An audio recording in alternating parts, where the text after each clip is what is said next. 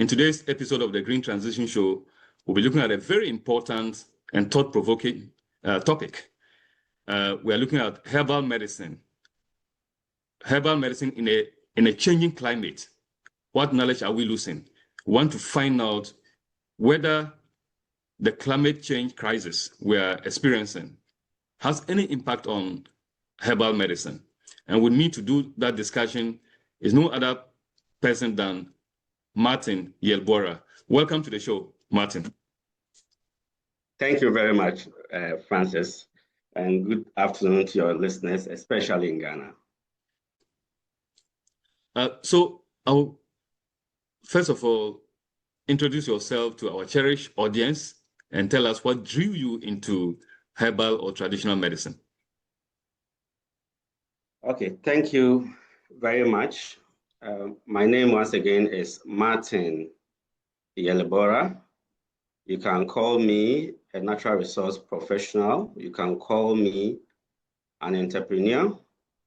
You can call me a climate smart agriculture practitioner. But truly, I see myself as a herbalist. I am the founder and CEO of Organic Green Ventures Limited. And I also established the Eco Clubhouse in Damongo that connects food, agriculture, wellness, and environmental sustenance. My scientific training has for a long time made me to ask a lot of questions. But in retrospect, when I look at situations, I come from a long genealogy of herbalists. So no wonder my instincts always gravitate towards nature, herbs, and healing the environment as well as people.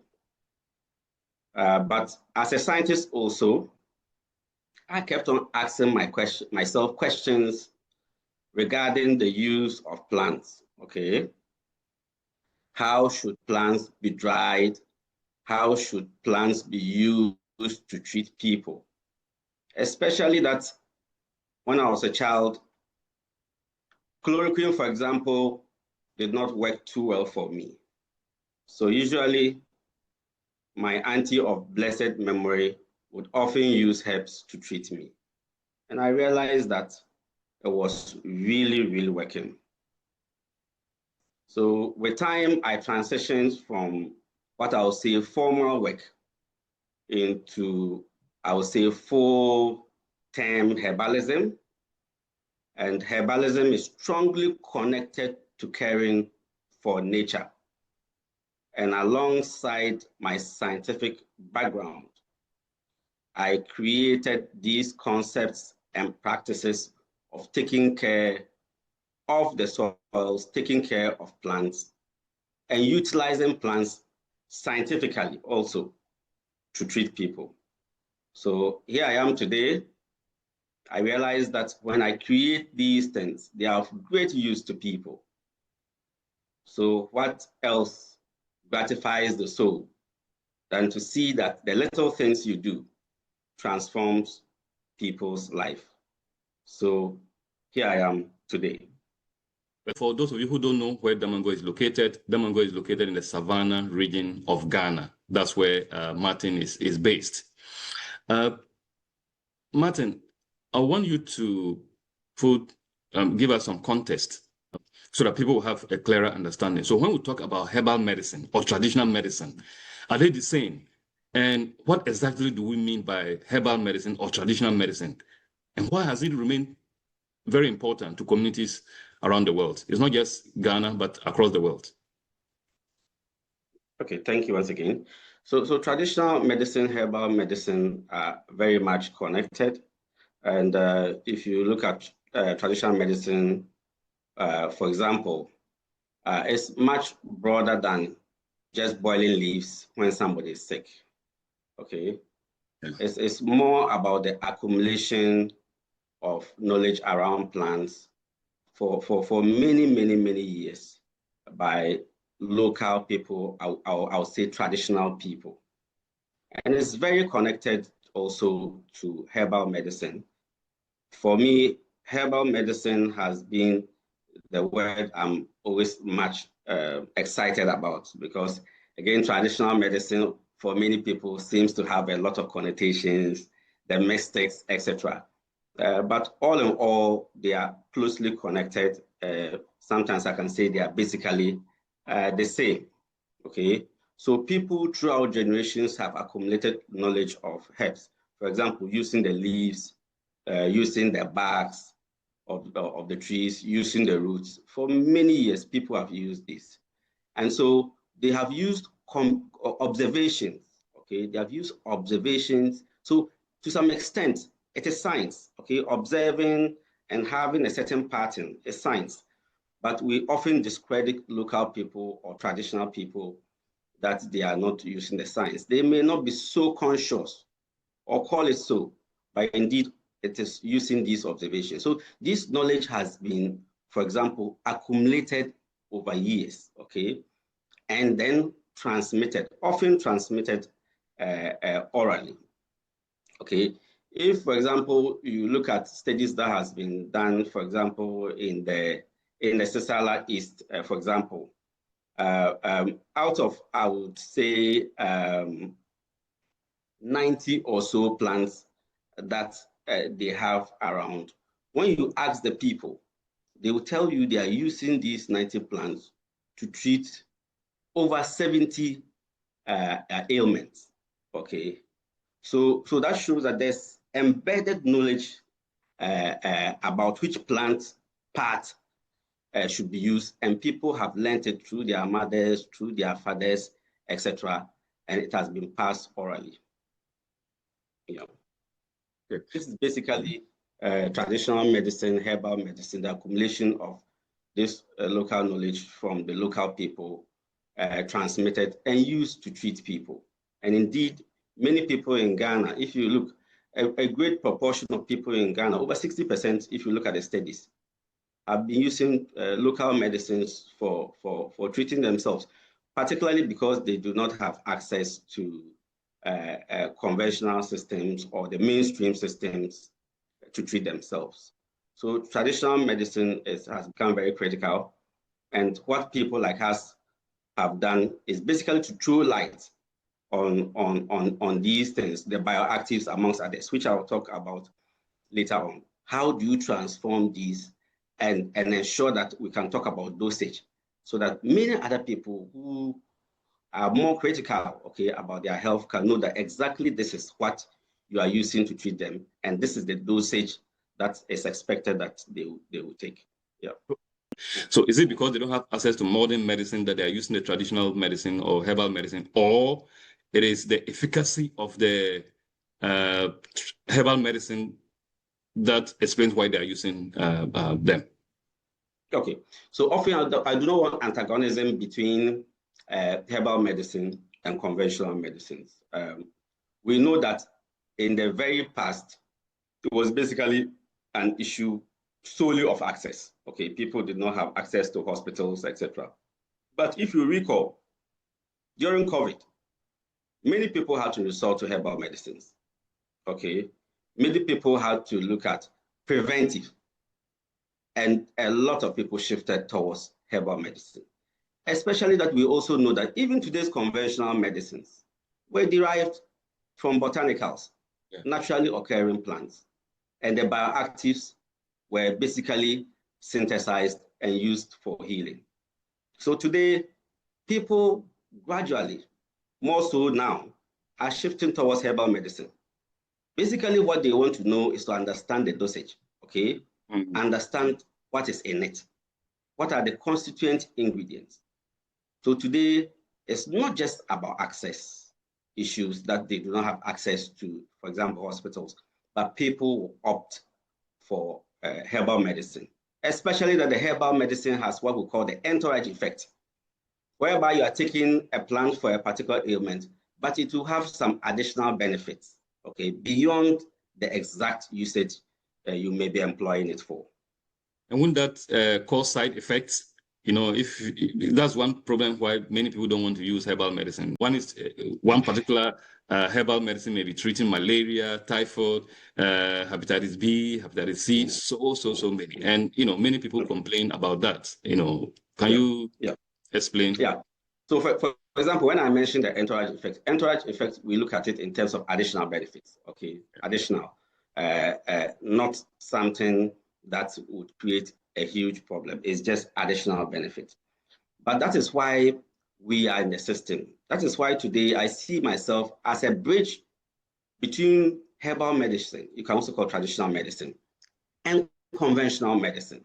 Okay, because we all know that even for conventional medicine, as I said earlier, it was derived also from botanicals. Now, what we have to do is to throw the science, okay, into the usage of these plants.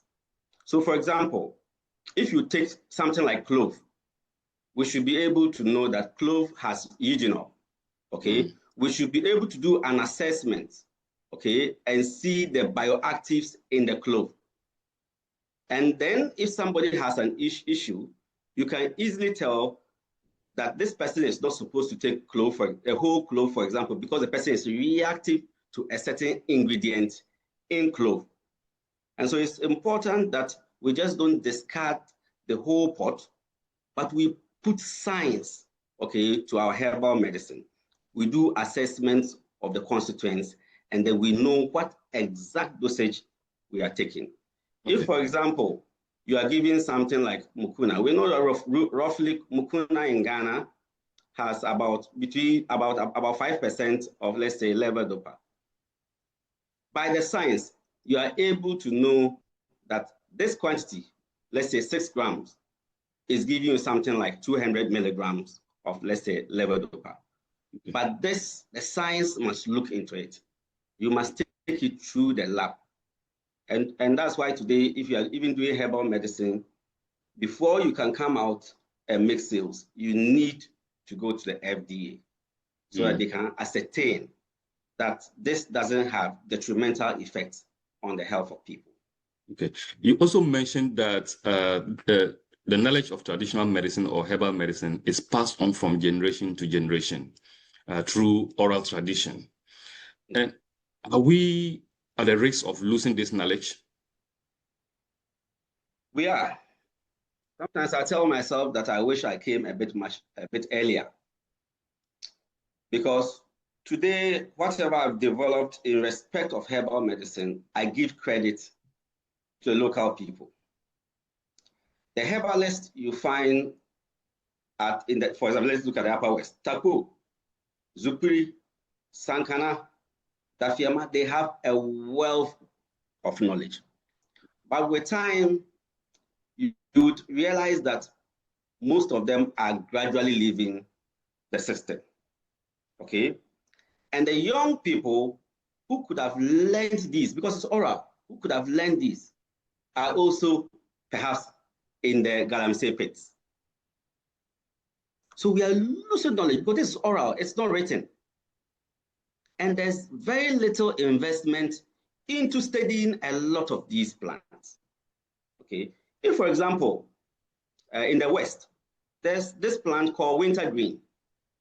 Okay, wintergreen will supply you with an active ingredient called methyl salicylate. Now, here in northern Ghana, we have a tree called Sukuridaka, which equally is very rich in methyl salicylate. And we can use this to manage pain. But this knowledge, amongst others, is gradually depleting because it's passed orally, and the old people are passing away, and the young people are interested in other things, okay? And so we are at a great risk of losing very rich botanical material that could be transformative in terms of health and even the economy. Martin, I want us to move to climate change and see the connection between herbal medicine and climate change. From your experience, how is climate change affecting the availability, the quality or distribution of medicinal plants? Climate change for me is doing a lot of damage, because alongside the effects of climate change, we know that even availability of certain trees is becoming a problem. So there's an issue of availability, geographical distribution, and even quality when you look at climate change. Let's look, for example, at one key economic species in Ghana, the shea tree. Yeah. We know that because of the climate variation, the shea tree is at a very great risk. And somebody would say, but what has the shea tree gotten to do with you, a herbalist? There's a kind of mistletoe growing on the shea tree that is unique when it's, for example, carbonized. Very unique. And the local people have been using it to treat a lot of diseases, okay, or a number of diseases. And in my language, they will say, Monsugo Sawala. So today, if we are losing a lot of these shea tree, the landscapes are devoid now of the shea trees. Just look at the implications of this when you look at what I do practically. If you look at another tree I mentioned earlier, which is Sucridaka, also called the violet tree. Today, a lot of the landscape, where it used to exist, you can see that half of those geographic areas is no more exist, particularly because of the heat, okay, and sometimes the drought, that variation, that extreme variations. So today, when you go to the bushes, you scarcely see Sucridaka, called Pella. In my language, the Gaba language, is called Pella. In Dagari, we call it Pella. Today, when you go to the fields, it's very difficult for you to have access to Pella. And I see Pella, for example, as one of the trees that has a great opportunity, okay, in terms of pharmacology, but you don't find it today. Okay? And once these landscapes are also devoid of a large population of trees, look at what happens in terms of the wind. So more trees are basically uprooted when you have these severe winds.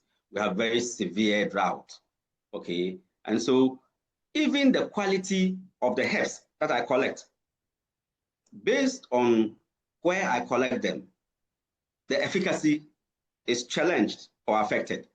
So if a plant is stressed, you will not get the right bioactive ingredients for healing. There are some of the plants, when they are stressed, they would be able to discharge certain chemicals that are indeed not good for you. Okay, so even the quality of medicine that we can obtain from the landscape is deteriorating. Why? Yeah. Because of climate change, the stress brought by climate change. Yes. So I am one of those who's very worried about climate change, and I think we should do something about it. Yeah. Otherwise, we will lose a fortune some years to come. Indeed, you are right, because if you look at something like charcoal, okay, people will not grow woodlots to use for charcoal. They go for existing trees. Yeah. You recall rosewood. Yeah. When rosewood issues came, you saw what happened to the Savannah region. Yeah. Okay. People say shea tree has latent heat and is good for cooking. So people are cutting down shea trees. Okay. And look at how our development is. When somebody is setting up his structure, he flattens the whole ground. Yeah. He removes every tree. Okay. But that's the reason why something like the Eco Clubhouse has been around, to tell you that you don't need to flatten the ground before you can build your structure. You can leave some trees, but we are basically, development basically means flattening the ground and removing every tree.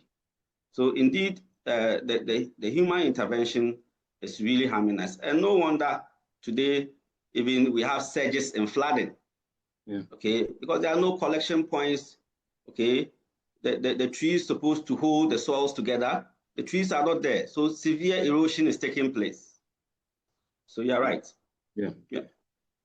As demand for herbal medicine grows or increases, are we, and you are part of it, are you harvesting medicinal plants sustainably, or could herbal medicine intentionally or unintentionally contribute to biodiversity loss? Herbal medicine can, but in the present time, we all know that degradation is not coming from herbal medicine. It's coming from other economic ventures. And indeed, I am personally worried about access to certain herbal medicine, certain plants, etc. And that is the reason for which even the Eco Clubhouse was also established. So we can propagate some of these herbs, so that people can have contact with these herbs and see that this is the plant you heard about, or this is the plant that has been used for many years to heal this ailment. Okay, so I don't see herbal medicine being the main cause or a major cause in degradation. But indeed, I can cite some other examples that could be attributed to some extent on herbal medicine. For example, for the trees that you need the roots to heal, okay, when you extract the root, you most likely are going to affect the survival of the tree. Okay, but I am not looking at just saying don't extract.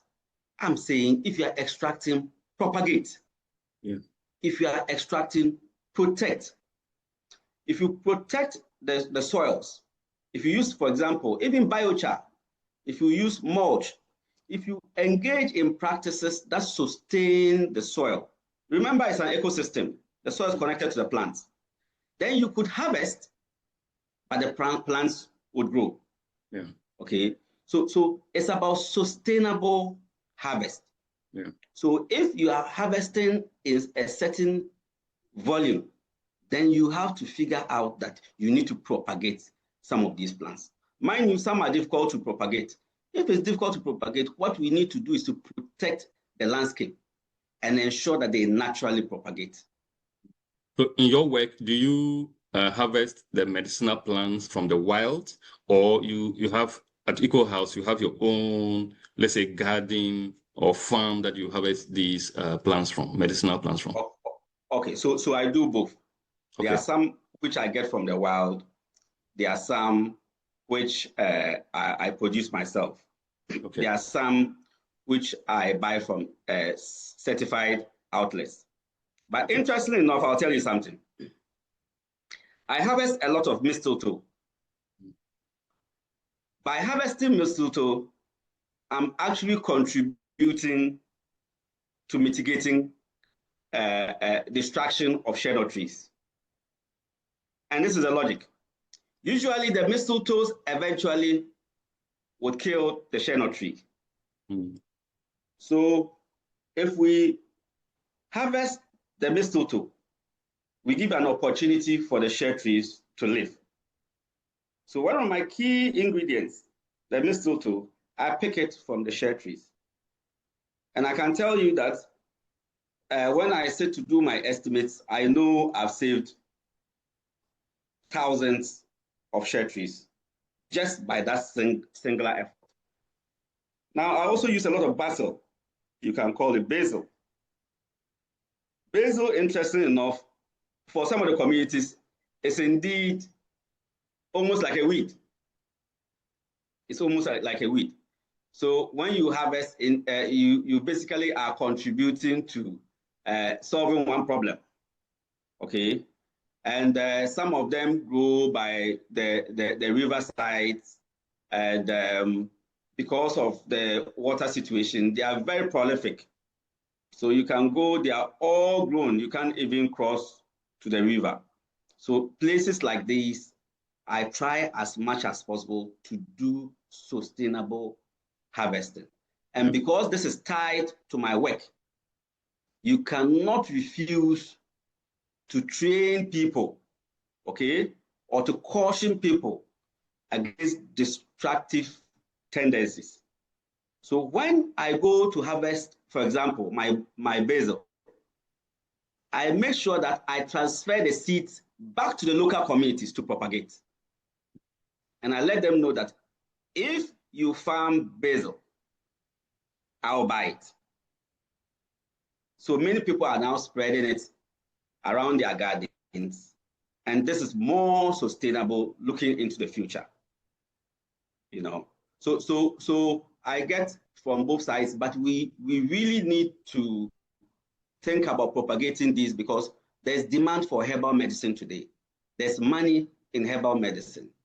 And with a little bit of effort, we can help with propagation, and which has a contribution to climate mitigation.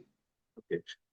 Should traditional or herbal medicine be viewed as an alternative to conventional medicine, or is there an opportunity for the two systems to complement each other? Yeah, the latter. I see herbal medicine as complementing conventional, or should I say orthodox medicine. That's how I see it. You see, if you don't go and do a lab test, if you don't go and do an assessment, how do you know the problem you have even before you are treated? So the science is important for you to assess yourself and know what the problem is.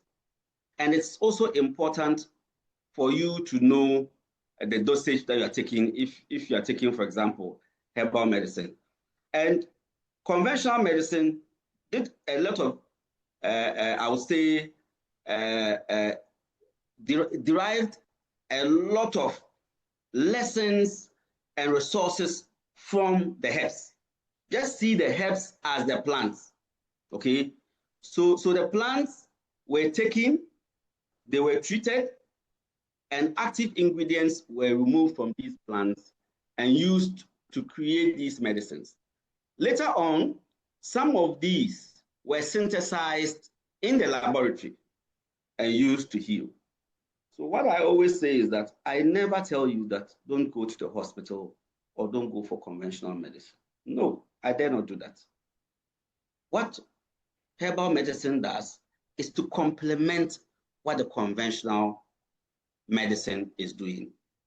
And I see it as an ecosystem, and there should be a connection, and we should be able to understand each other. Okay, it's not mutually exclusive. The herbals and the conventional healing can work together. And in fact, today we are seeing signs of that.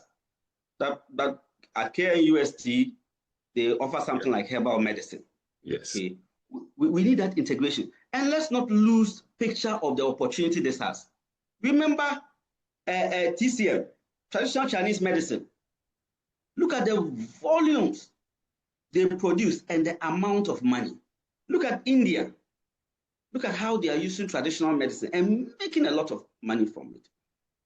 And we have opportunity to employ a lot of these young guys and make sure that they don't engage in other things that are untoward. Okay, so let's see them as complementing each other, or let's see traditional medicine or herbal medicine as complementing conventional, and let's not be antagonistic. Yeah, let's not be antagonistic. Martin, one concern around traditional or herbal medicine is scientific validation, the dosage, quality control, and patient safety.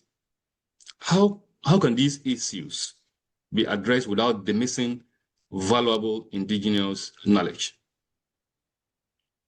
Yeah, so that has been a big issue.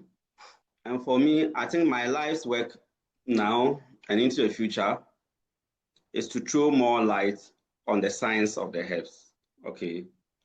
We all know that some time ago when you were sick in the village, they would say, oh, go and boil mahogany bark and just drink. Yeah. Okay. Or cover a cloth, boil mahogany or neem, stir, and then the steam will heal you. Yes, these plants work, but the issue is about dosage. Even your body weight can dictate the amount or the weight of a certain bioactive you should take, even your age. So this has been the challenge with herbal medicine, and I'll say the old herbal medicine. But today, I'm happy to say it's changing. Today, before you can have your product approved by FDA, okay, you need to do some analytical chemistry, okay? There should be some microbiology about the product, toxicology tests, okay?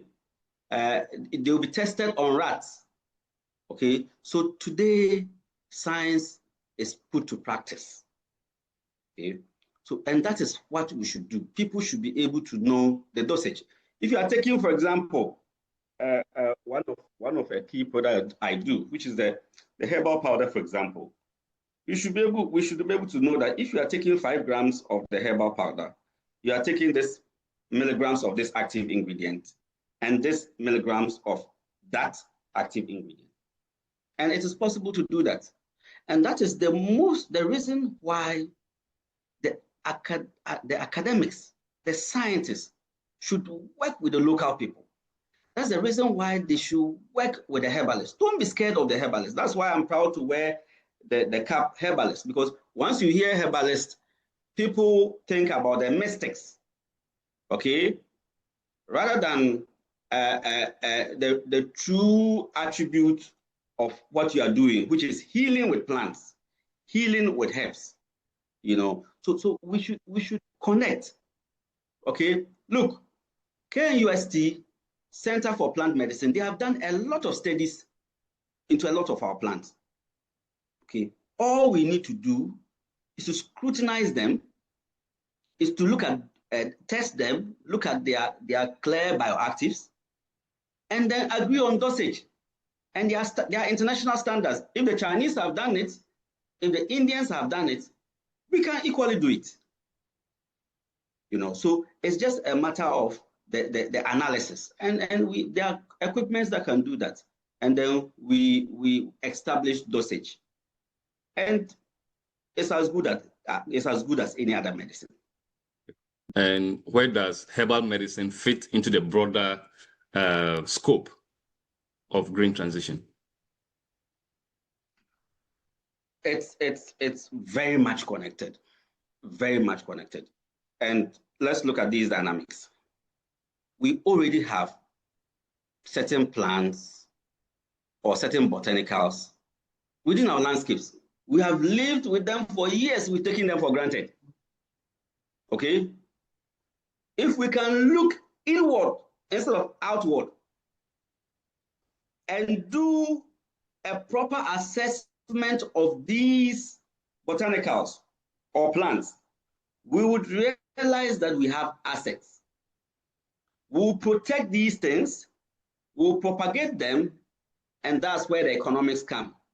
So we are propagating the green, as your name depicts. We are propagating the greens, and yet we are creating wealth. We are creating wealth. So that's a beautiful way of conservation. You are not just going to plant trees or propagate trees that you cannot make use of. And you can harvest these sustainably. If you grow basil, for example, it's largely perennial.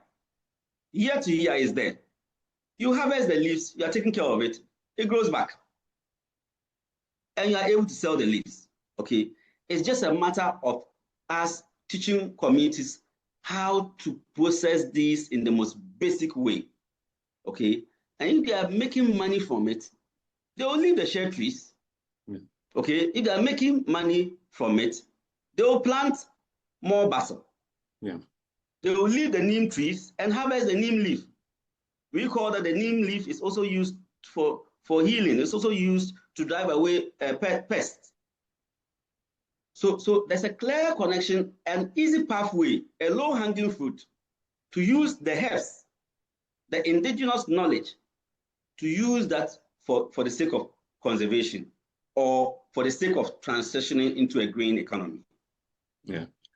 What would you advise government, research institutions, communities to and the private sector to do in order to protect medicinal plants going forward?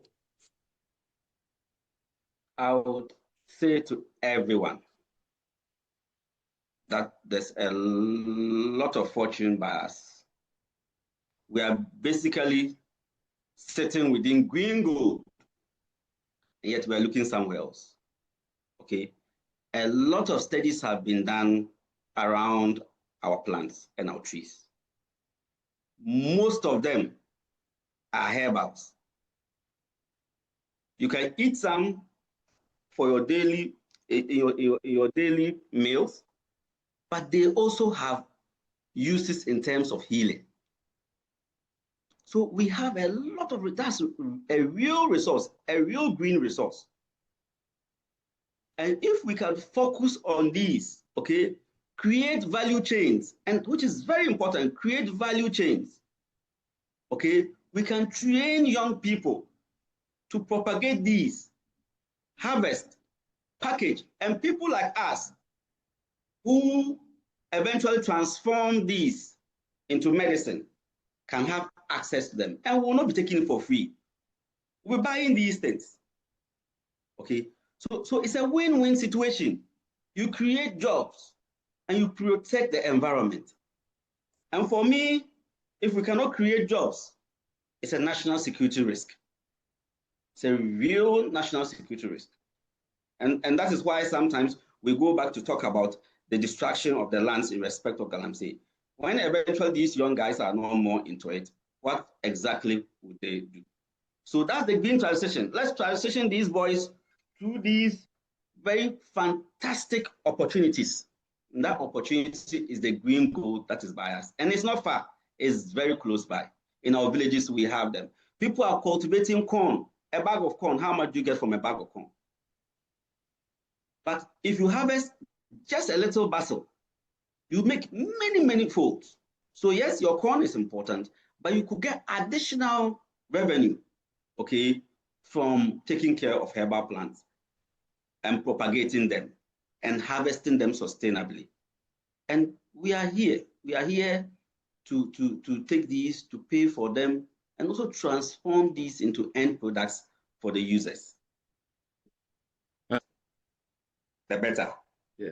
Thank you. All right. Thanks for sharing your product with our teaming listeners and viewers. What are your final words? Oh. I would say that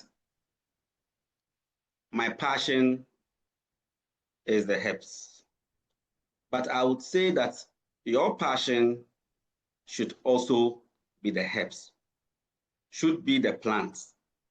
And I want to tell everybody globally that let's love the plants. And if you are loving the plants, you must love the soil. Let's care for the soils, let's care for the plants, and they will care for us. Let us protect our plants, because for generations we have evolved with these plants. But today, we are taking a lot of things for granted. We are destroying the landscapes. We are destroying the trees as if they have no meaning, but they are connected to our very well-being. So what I tell you is that let us spread the love to the soils. Let us spread the love to the trees. Let us protect our environment. And we would benefit from that. Posterity would judge us appropriately, and we would derive something economic in the future. If not you, but your kids. Let us protect our environment for the legacy. Thank you. Martin, thank you once again for coming to share your knowledge and experience with us on the Green Transition Show. We hope to see you again soon.